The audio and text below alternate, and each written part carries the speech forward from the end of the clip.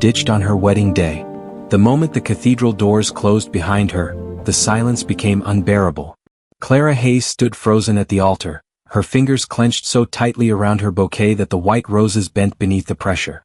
Sunlight streamed through the towering stained-glass windows, scattering fractured colors across the marble floor, but she felt none of its warmth. 200 guests sat staring, their whispers suspended in the air like smoke after an explosion. Some looked shocked. Others looked embarrassed. A few looked relieved it wasn't them. "I can't do this, Clara." Ethan Montgomery's voice echoed through the cathedral, sharp and final. Not loud. Not angry. Just empty. The words landed like a physical blow. Clara blinked, convinced for a split second that she had misheard him. This wasn't how it was supposed to go. This was the moment she had replayed in her mind for 2 years. The moment he would smile, take her hands and promise forever. Instead, he was standing 3 feet away, refusing to meet her eyes, his jaw clenched as if he were enduring something unpleasant rather than destroying the woman he claimed to love. "I'm sorry," he added weakly, as though apology alone could stitch her life back together. "Sorry." The word echoed mockingly in her head. She felt the weight of her wedding dress suddenly become unbearable. The silk gown she had saved for months to afford, the one her mother had cried over when she tried it on, now felt like a costume from a life she no longer belonged to. The pearl earrings she wore, her grandmother's, felt cold against her skin. Clara's knees threatened to buckle, but she forced herself to stand tall. She would not collapse. Not here. Not in front of them. Because this humiliation hadn't started at the altar. It had started 30 minutes earlier. In the bridal suite, Clara had been adjusting the final curl near her temple when the door swung open without a knock. Margaret Montgomery entered like she owned the room. Tall, elegant, dressed in a tailored champagne-colored suit that cost more than Clara's monthly rent, Ethan's mother didn't bother with pleasantries. Her silver hair was perfectly arranged, her posture rigid, her eyes sharp with calculation rather than warmth. "Clara," she said smoothly, closing the door behind her. "We need to talk." Clara turned from the mirror, her heart immediately tightening. Something in Margaret's tone set off every warning instinct she had developed over years of surviving quietly judgmental rooms. "Is something wrong?" Clara asked, forcing a smile. "Is Ethan okay?" Margaret smiled back, but it never reached her eyes. "That depends," she replied. "Entirely on you." She placed a thick folder on the vanity with deliberate care. Clara hesitated before opening it. The moment she did, her stomach dropped. Bank statements, student loan documents, employment records, photos of her modest apartment, her 10-year-old car. Everything she owned, or didn't, laid bare like evidence in a courtroom. $47,000 in student debt, Margaret recited calmly. A rental apartment in a neighborhood still in transition. A job that, while admirable, offers very little upward mobility. Clara's face burned. "I'm a nurse," she said quietly. "I work with children. I save lives." Margaret waved a dismissive hand. Yes, very noble. But nobility doesn't fund political campaigns or sit comfortably in boardrooms." Clara felt the room spin. "Ethan has ambitions," Margaret continued. "Big ones. He needs a wife who enhances his future.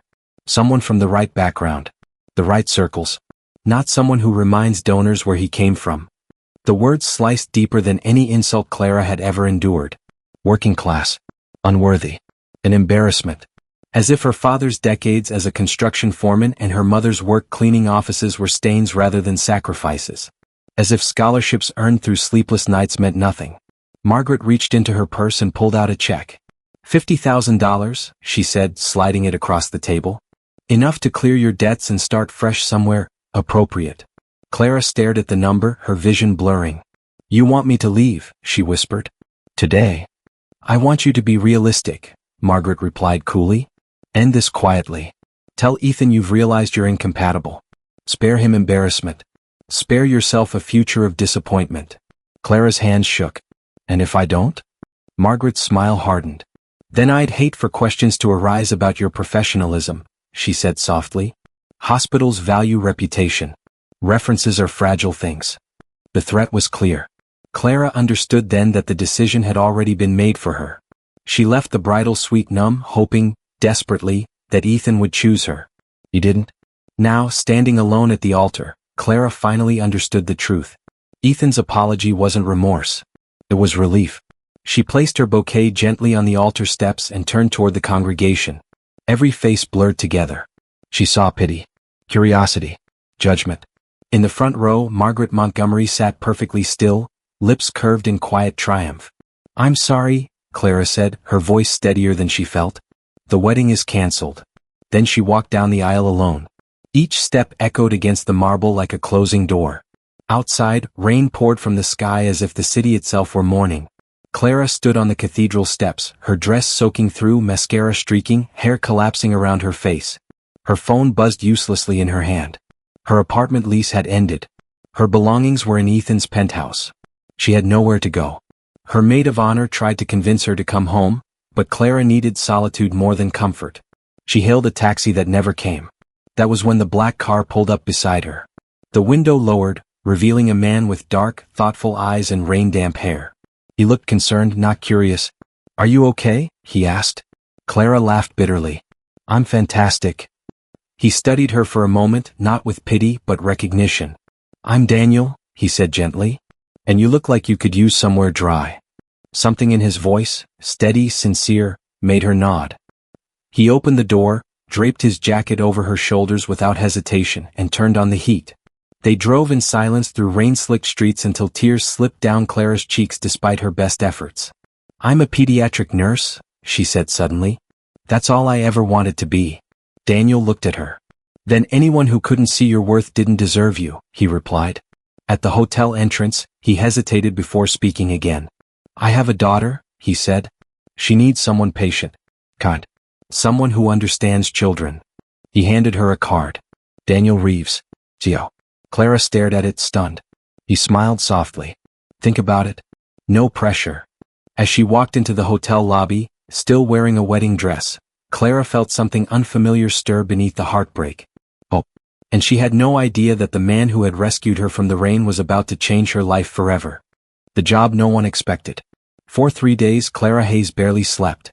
She lay on the narrow hotel bed staring at the ceiling, replaying the moment Ethan had looked past her at the altar, the way his silence had spoken louder than any insult. Every time she closed her eyes, she saw Margaret Montgomery's calm smile, heard her voice reminding Clara of her place. On the second day, the rejection emails started arriving. "Thank you for your interest. We have decided to move forward with other candidates. Your qualifications are impressive, but..." By the 10th email, Clara understood. Margaret Montgomery had meant every word. Hospitals that had once praised Clara's compassion and dedication suddenly questioned her fit. Former supervisors failed to return calls. One administrator politely suggested Clara take time to reflect on recent personal decisions. Personal decisions. As if love were a liability. By the third night, Clara sat at the small desk in her hotel room, Daniel Reeves's business card lying between unpaid bills and a wrinkled wedding invitation. She had never imagined herself working outside a hospital. Nursing was her identity, her calling. But pride didn't pay for food or shelter. Her phone rang just as she reached for the card. "Hello. Clara, it's Daniel," came the calm voice. "I hope I'm not calling too late." Her heart skipped. "No, not at all. I wanted to check in," he said. "I know your week hasn't been easy." The kindness in his tone almost undid her. "I've thought about your offer," Clara said carefully.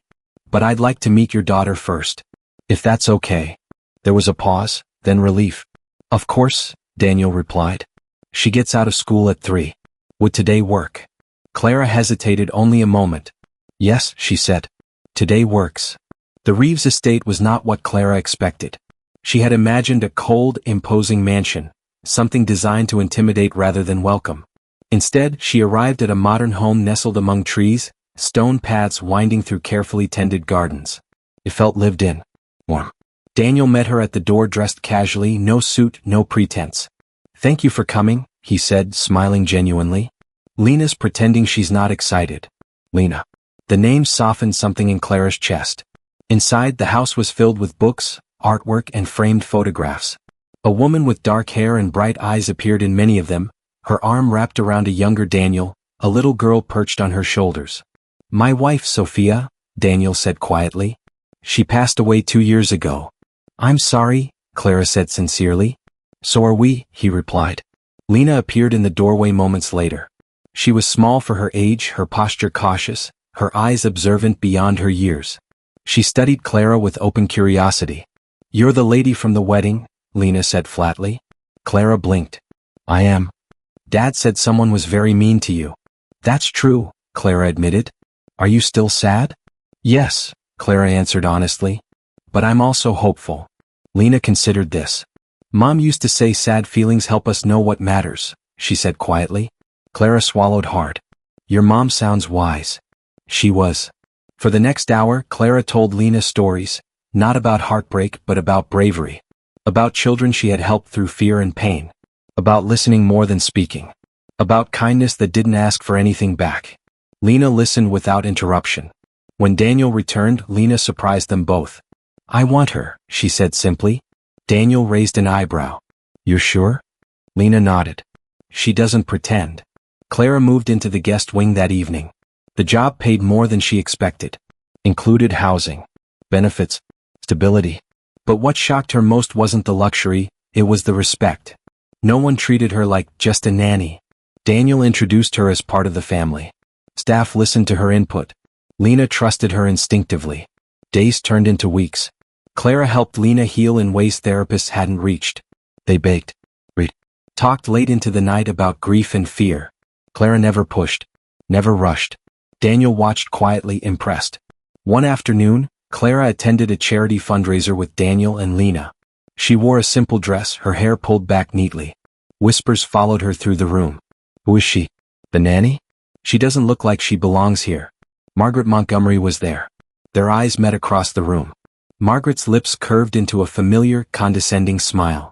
Well, she said when they crossed paths, if it isn't Clara Hayes. Clara met her gaze calmly. Mrs. Montgomery. I see you've adjusted, Margaret said, eyes flicking to Clara's dress. Daniel stepped forward. Clara is family, he said evenly. Margaret froze. Family? For the first time, uncertainty crossed her face. Clara felt something shift inside her. She no longer needed validation. She had found something stronger. Belonging.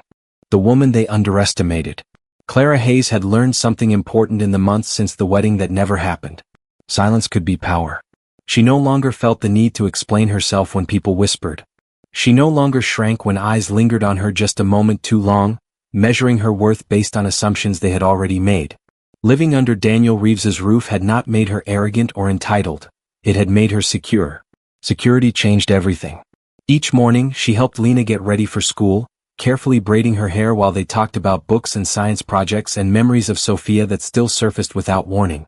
Each afternoon, Clara met Lena at the gate with the same warmth she had once given frightened children in hospital rooms. And every evening when Daniel returned from work, the house felt fuller. But the outside world hadn't forgotten who Clara used to be. And it certainly hadn't forgiven her for stepping out of the role they assigned her.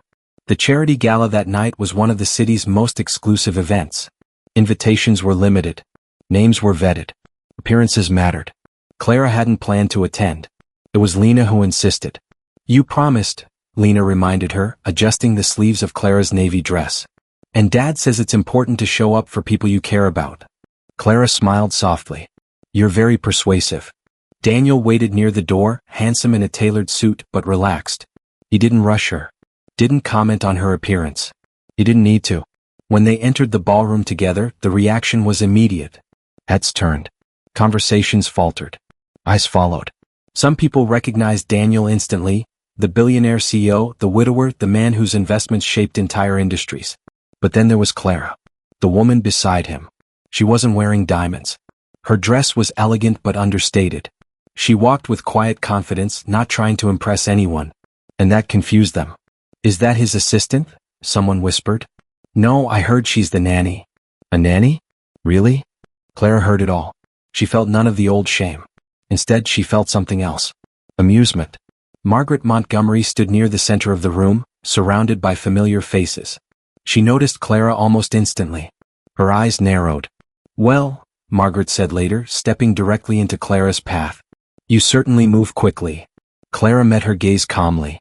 I didn't realize healing had a timeline, she replied. Margaret's smile tightened. You always did have a way of misunderstanding how things work. Daniel appeared at Clara's side before Margaret could continue. Is there a problem? He asked, voice level. Margaret's eyes flicked to him, assessing. Just catching up with an old acquaintance, she said lightly. Daniel nodded once. Clara is one of the most important people in my life. The air shifted. Margaret froze, just for a fraction of a second, but it was enough. Important. Not convenient. Not temporary. Important. Clara felt the quiet satisfaction of watching a woman who had once held all the power struggle to regain control of the narrative. The night grew more interesting from there. A city councilman approached Daniel, shaking his hand enthusiastically. "Daniel, I've been meaning to thank you," he said. "Your foundation's donation to the Children's Trauma Center, remarkable work." Clara stiffened slightly. "Trauma Center." Daniel turned to her. "You should thank Clara," he said. "She designed the outreach program." The councilman looked surprised. "You did?" Clara nodded.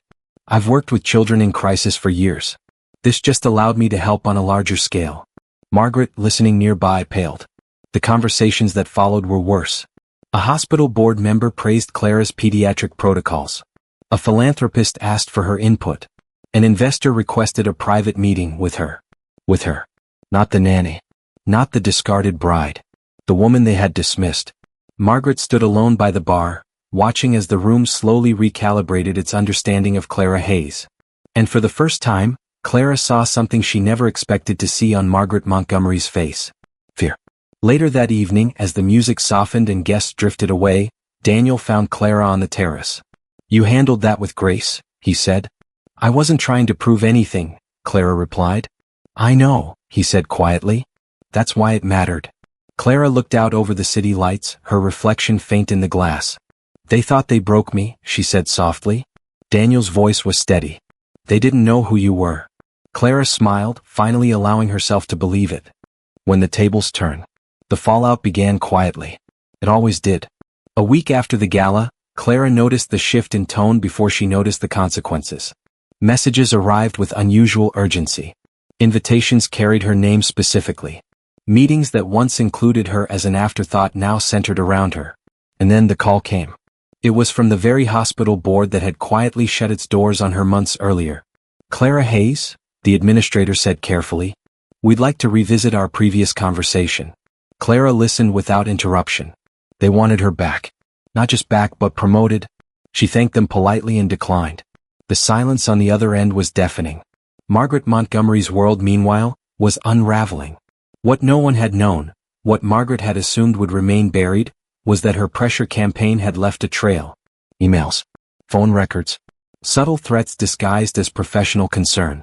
And someone had been paying attention. A journalist investigating political influence in healthcare reached out to Clara, requesting comment. Clara refused to sensationalize. But she didn't lie. Within days the story broke. Powerful socialite leverages influence to sabotage medical careers. The name Margaret Montgomery appeared everywhere. Board memberships dissolved. Donations were quietly returned. Invitations stopped arriving. Ethan called Clara late one night. She didn't answer. At the next charity board meeting, Margaret arrived uninvited. She looked different. Smaller. The confidence she once wore like armor had cracked. She approached Clara directly, ignoring the stares. "You've made your point," Margaret said tightly. "This has gone far enough." Clara regarded her calmly.